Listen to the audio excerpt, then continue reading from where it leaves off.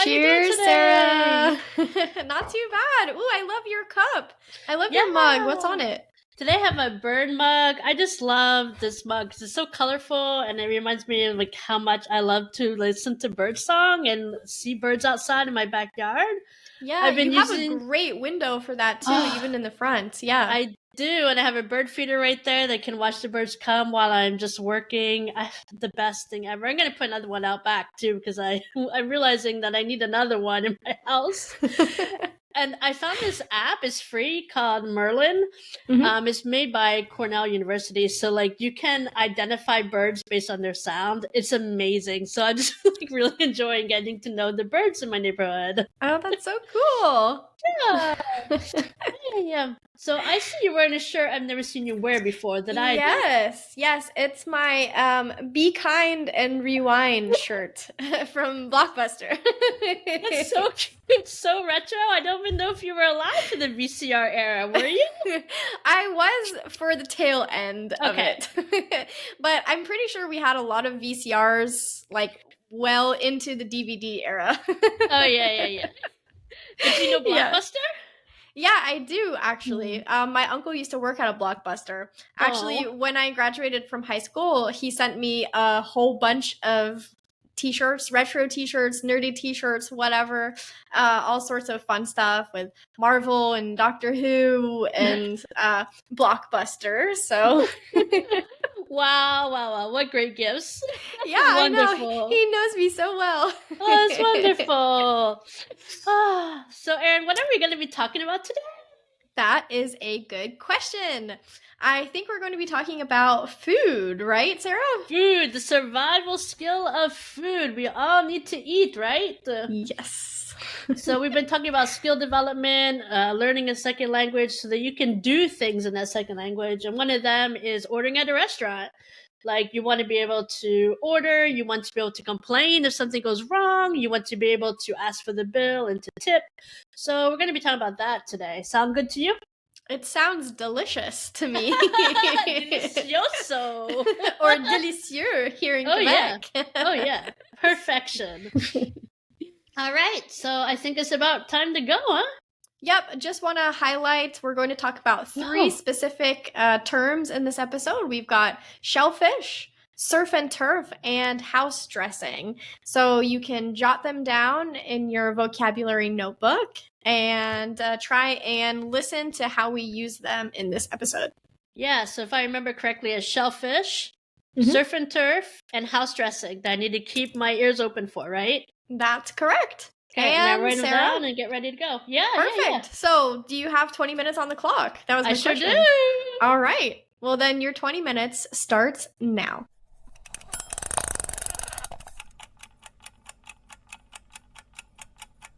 So, Sarah, what is your most memorable meal? Ooh, I love to eat with family and friends, so it's hard to say, but considering that yesterday was our 19th wedding anniversary, yes, 19. Yay. Next year's a big one. So I think I'll go back to the time my husband asked for my hand in marriage. Because it was quite memorable. Like, I knew it was coming. He wasn't very subtle about the whole thing. Like, he tried to be, but it didn't really work. So I knew he had the ring. And then he's like, get dressed up. We're going to go somewhere nice, but it's a secret. Like, it's a surprise. So, and so I totally knew it was going to happen. Were you nervous? I don't know. I think I was just like, no, I don't know. I don't remember being nervous. It was a long time ago. I don't remember. But I don't think so. I was just like, okay, I know what's happening. So we went down to the old city of Quebec City, and he took me to the restaurant that's on top of a hotel, and it turns. So you can see the whole city. It's very beautiful. And I remember I had quail. It was like the only time I've ever had quail, and it was very delicious. And so little tiny and very cute. I just remember being adorable. And delicious. Oh, that sounds weird. And then like around dessert time, my husband like pulls out the box, he puts his hand, and he just says, "Veux-tu me marier?" Actually, I think he used the very fancy way of "Voulez-vous me marier?" Okay. And I was like, one, why are you like using like the high U language of French, like voulez-vous? And then I was like, wait, you were just sitting beside me in the restaurant with your hand out. No. I'm the American. No. My culture says on your knee. I said to him, get on your knee and try again. Oh my gosh. He must have been so flustered. Oh my goodness, I can't believe I did that. Like, I like bossed him around. I'm like, no. This is important to me. This is the way it goes. There's a whole procedure behind this. But I know, like in Quebec culture, it's much less like common, like how the whole procedure behind like the diamond ring and the proposal, and like I even had him ask my dad permission because very important for my family. This like very old school, so he did it. He played the game, but when he got to asking for marriage, my hand in marriage, I was like, no, not good enough. Nope, try again. Oh man. To the poor guy. Anyway, I guess I'm not too terrible of a person because 19 years later, he's still there. Yeah, and you can laugh about it now. You've got a great story now. Yeah. So do you have any good restaurant stories, Erin? Oh, yes. I think the story I'm going to share also is connected to weddings and marriages and all that stuff. Yeah. It was after the wedding, though, for our honeymoon. Dan and I went down to Mexico to celebrate. And I think it was like the third or fourth night into the honeymoon, we went to a restaurant in the hotel. So it was very fancy, very elegant, very romantic. They had a jazz saxophonist playing there. Yes, very beautiful. And the waiter comes over and he says, here, you want the wine list? We say, yes, of course. We're not very, we're not wine connoisseurs or anything. But I said, sure, we have to have wine. We're celebrating, right? So I go through and I find this one and I said, okay, let me take this one. I usually like dry wine. So I asked him about it. And the waiter said, okay. He told us the price. He said it'll be 145. And in my mind, I was thinking, oh, 145 pesos. Oh, that's great. I don't know why I was thinking that because that's like a couple dollars. Was it American? And so I turn over to Dan and I say, how about that? And he just stares at me with like a blank face. And I said, okay, well, I guess you have nothing to say. All right, here you go. We'll take that one. Yes, thank you. The waiter walks away and I turn to Dan and he says, you do realize that was American dollars, right? That's a great I was shocked. I was like, what? My face probably turned white because I've never spent $145 on a bottle of wine in my life. No. But if you're going to do it on your honeymoon, it's a time to do it. Celebrate. Yes.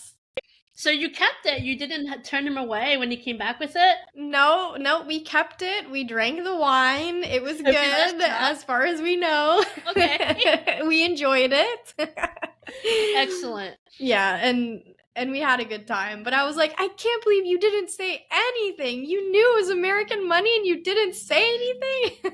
Oh, no, that's the thing, huh? When we're traveling, there's little things we mess up sometimes. I know, sometimes. There's just so much that we have to juggle that we just forget.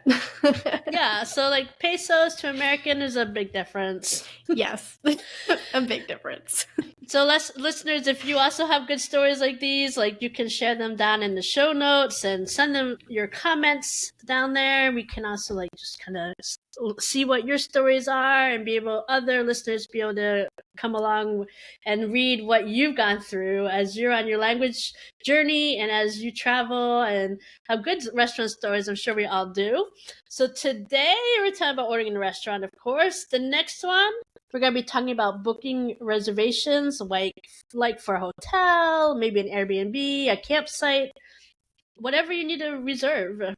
Yep, and then after that, we'll be talking about modes of travel. So flying, taking a train, hailing a cab, pretty much any skill that will help you get far.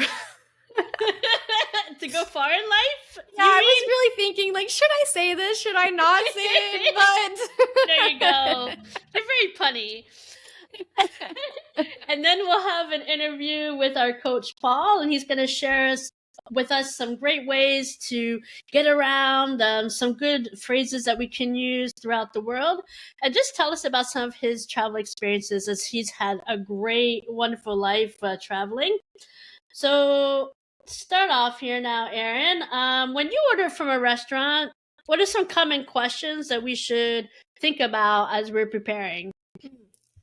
I think one of the most important things to talk about is if you have allergies or intolerances. Yeah. Just making sure that you ask questions about that first. So, for example, if you have a specific dish in mind, you could say, does this have gluten or lactose or nuts, depending on what your allergy is? Mm-hmm. And then if you want to make sure that you steer clear of certain allergens, you can say, which dishes contain wheat, or which dishes contain milk or nuts. So that way you know which ones to stay away from. Yeah, it's so important to be able to stay clear of allergens like berries. Some people are allergic to strawberries, shellfish, and that's any kind, like shrimp, crab, lobster, or peanuts. Many people are allergic to peanuts. And it's really important, like life and death important. Mm-hmm. Yeah. But on a lighter note, sometimes I talk about substitutions, right? So, can I substitute my fries for a salad? You're so very healthy there, Erin. Well, it's not that often, I'll admit. But if I do get a salad, I might ask a follow-up question like, what kinds of dressings do you have? For example, I love blue cheese dressing. No, you don't. Yeah, I do. No, that's like my favorite dressing. Like, I don't know anyone else who loves it. Really? Oh my gosh, I love it. It's my absolute favorite. But they don't always have it on the menu. No. It's so sad. It is so sad. I love it. Like, sometimes I just eat it right out of the jar. Like, I just love it. It's so delicious. So me too. Blue cheese when it's available. If not, there's always Italian, ranch, honey mustard, Thousand Island. Mm-hmm. And the house dressing is almost always a good option. Yeah, so, it's true. Yeah, the house dressing means that it's the restaurant's own dressing that they prepare. Mm-hmm. So if you want to be safe, you can just say the house, or do you have a house dressing if you don't know? Yeah, so we've gotten down some of those allergens, things that we can also order with a salad. Other than that, what other side dishes do we often order? Sometimes people might ask, what's the soup of the day? Mm-hmm. That's a possible even one. Even from people would have to say soup du jour, like a French term. What is the soup du jour? Yeah. But you can also say soup of the day, or you can always just ask, what do you recommend? I love that question. What do you recommend? Then you don't have to like really know the whole menu and what everything means. Yes. I've seen that one get some people out of some tight spots. What do you recommend? Like in Colombia this past summer, most of the menus were in Spanish. Mm-hmm. So my sister-in-law would just ask the waiter, ¿Qué recomienda? Or what do you recommend, right? And she'll just say, okay, I'll take that then. So smart. It's so much easier. Found a way around it. Yeah. So she only has to like know one question and one phrase. And she can eat anything and it's always going to be good. Exactly. So those are some very common questions that we could ask. Like, does it have gluten? Do you have blue cheese? So let's go all the way through a 3-course meal. 3-course meaning that has an appetizer, the entree, which is the main part of the meal, and the dessert with a drink, maybe a coffee or a tea. So first we have appetizers. So Erin, what do you like to order for the appetizer? So I personally don't order an appetizer most of the time because I end up getting full before the main course even comes out. But when I go with my husband's family, they usually order calamari. Really? Calamari. My husband loves calamari. It's really good. Yeah, I'm more of a loaded baked potato girl. I got you. Take the American out of the States, but not the America out of the... Wait, how does that No, work? you can take the States out of the American, but not the American out of the state. No, the other way around. You can take the American out of the States, but not the States out of the American. There we go. Anyway, that's totally true. It's totally true. Like, oh man. Yeah, a good loaded baked potato. And you? Yeah. So most of my upbringing was spent in the south of the US. So the one that I miss a lot is fried okra. Oh. No, Yep. I'm from the north. We never had okra. Oh my gosh, it is such a huge thing. Well, first of all, everything's fried in the south. So you take a vegetable that's kind of slimy on the inside, you chop it up, you bread it, you fry it, and it's really good. Really? Okay, I'm gonna see if I can get that next time I'm down south. Yeah. All right, so then after the appetizer, so fried okra or a loaded baked potato, you get to the main course, which we can also call an entree. A popular one is surf and turf because you get the best of both worlds. Like the surf, meaning anything that comes from the sea, seafood, fish. So the surf meaning like the waves of the ocean. And the turf meaning ground, the dirt. So like anything that's related to steak, it's almost always steak. Yeah. I guess it could be chicken, but it never is. It's always steak and seafood. So there you go. Surf and turf is always a good one if you want a little bit of both. Yeah, it's great. You don't have to choose one or the other. You can get a mix. Yeah. My go-to when I go back home is barbecue pulled pork. And that's just because it goes great with the fried okra. Maybe some cornbread in there and throw in some sweet tea, and there you go. It's like a match made in heaven. There you go. Like we talked about earlier, you always have the wine list, and a lot of those words are French anyway. So you have like some sweet wines, you have Porto, dry wines like Sauvignon Blanc. So you can get anything from the sweet to the dry. But again, I don't know much about wine, and it sounds like you don't either, Erin. No, you heard my wine story. Yeah, so. That's it. Yeah. So now it's time to talk about dessert. Now, that one I can tell you about because that one is my favorite course. I always have room for dessert. And in fact, fun fact about me, whenever I get the menu at the beginning of the meal, I always look at the dessert section first. I remember I went out to eat with you once with your husband, Dan, and you didn't finish your meal, so we figured you didn't want dessert. And Dan's like, no, that's not how it works. Erin has stopped eating there, so she can eat dessert. Yes, I always save room. Good strategy. But my favorite desserts tend to change a bit. But you can bet your bottom dollar that if I see a chocolate lava cake on the menu, I am going to order it. That is for sure. Lava cake. Yeah, it's so good. And everybody in my family, they know that if I pass on dessert, that means that there's something wrong with me. I'm sick, I'm not feeling good, something. Yeah, because lava cake. And I love that little expression, bet your bottom dollar I'm gonna get the lava cake. Yep. And if one of your favorites is an offer, like one of mine is strawberry rhubarb pie. Sarah, we just have so many things that we share in common because I love strawberry rhubarb pie. After our salad with blue cheese dressing? Yeah, you can just dump some on top. No, I'm just kidding. No, together? Oh. No, thank you. So, like, do you have strawberry rhubarb pie that makes me happy, or do you have gluten-free crackers? Do you have chocolate ice cream? You can always ask, do you have this? Meaning, you're gonna ask them if they have it in stock. Yeah, exactly. You could ask, do you have pickles and ice cream? Right? Blue cheese on.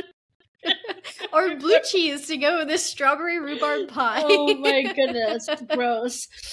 And of course, if something is missing, sometimes like my fork will fall on the floor. Let's say can I have another fork? Can I have a napkin, please?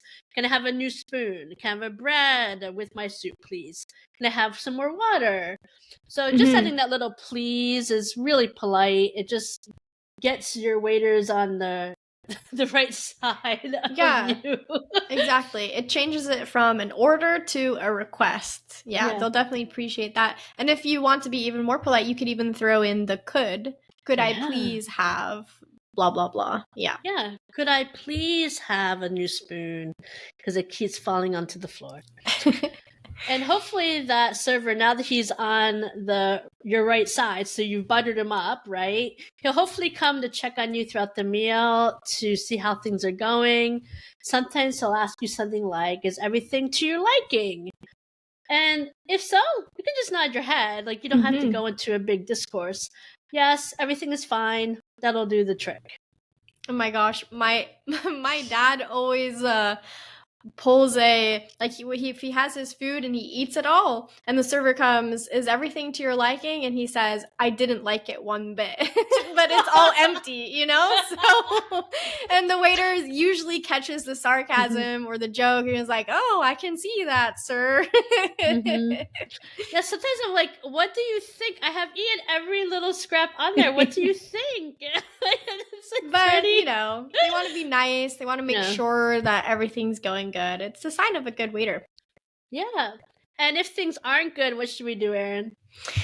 Well, now is your chance to complain. So here's the construction that you can use. You could say, the pasta is too cold, for example, or the whatever is too, and then you can put an adjective. So the soup is too salty, the steak is too cooked or too rare, maybe the music is too loud, restaurant is too cold. That happens to me a lot. The water is too wet. Yeah, exactly. Some people just like to complain for complaining's sake. And if ever you aren't getting all these common questions and ways to answer the questions the waiter might ask you, we do have a cheat sheet available for you. It's on our website. Just follow the link in the description. Okay, so we've got through all these questions. We've had our 3-course meal, and it's time to ask for the bill. Yes. In the US and in Canada, we usually call it the bill or the check. So you could just say, can I have the check, please? Or just one check, please. Sometimes you can even catch their eye and just mouth check as you're like writing sometimes. If they're farther away, like if they're right in front of you, maybe not. Check, please. You can also do that. Yeah, that works. And that reminds me, like, if you want to pay for everyone at your table, there's a way to say that. You can just say, my treat. Oh, yeah, that's a good one. My treat means that I'm the one who's going to pay. I want you to all enjoy the great food, and I'm going to take the bill at the end. I love hearing that at the end. No, I'm just kidding. I always loved to go with my grandparents because they were always like, my treat. Oh, it's so cute. Yay. But you've been so generous. Yeah, so speaking of generosity, now you get to the end of the meal, you've paid, it's time to tip. Make sure that it isn't already included in your bill as a service charge. And then tip according to the quality of the service. Like, yes, most people want like that 18 to 20%, but check on the tipping culture. Like, some cultures don't tip, but others, like here in Quebec, it's like almost mandatory. Yeah, don't get me started on that one. Yeah, because sometimes you like go to a drive-through window and they want a tip. I'm like, what have you done? You have rendered the service I have paid for. What extra is there to tip you for? But like in Quebec, at least here, the taxes are based on the assumption that they're making a 20% tip. So the IRS here in Quebec, Canada is the Canadian Revenue Agency, they want their part of those taxes. So they're going to assume that they got a 20% tip. So if you do less than that, they're actually losing out. Oof. Yeah. Okay. Well, that's crazy, but I'm looking forward to my trip to Japan soon because apparently it's rude to tip there. So, like, instead of chasing after you to get a tip, they're going to chase after you to give it back. So, I'm excited for that. Oh, very cool. When are you going to Japan? In December. Oh my. When we go to the Philippines. Yeah. Oh, So, perfect. I'm looking forward to it. But, my goodness, this episode went so fast. It did. There's a lot to talk about with food. Like, yes. It's cultural, it's emotionally, like, fulfilling, like, you know, like the whole idea of like the, like, you know, food or just that goes with your mood. Yeah, exactly. That, and also just like getting people around the table together, eating a shared meal. I have so many core memories just around the table, you know, whether at home, whether out in a restaurant. Yeah. Comfort food. That's what I'm thinking about. Comfort food. Oh, comfort food. That's what you're talking about. Yes, it is really huge. Yeah, that's true. That's true. Lots of stuff relating to food. Yeah. But anyway, just to clarify too, the 20-minute thing, more of a suggestion than a hard, fast rule. So I think we did pretty good in this one, though. Yeah, we're pretty close to that 20-minute mark. Yeah, I think it's coming to a close there. I hear it. So, did you hear our 3 words from today's episode? We had shellfish, surf and turf, and house dressing. So be sure to write them down with their definitions. Yeah, you might even want to listen again just to go and hear what they meant in context.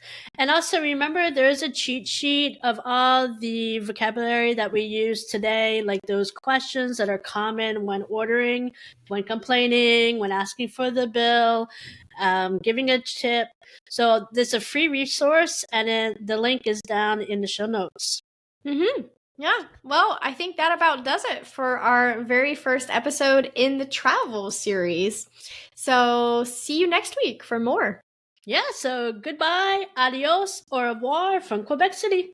And signing off from Montreal, sayonara.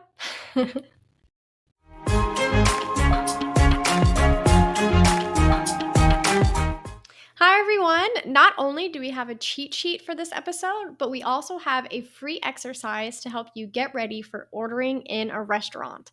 So just follow the link in the description below. And don't forget to rate, review, and share so that others can find us too. Thank you guys so much.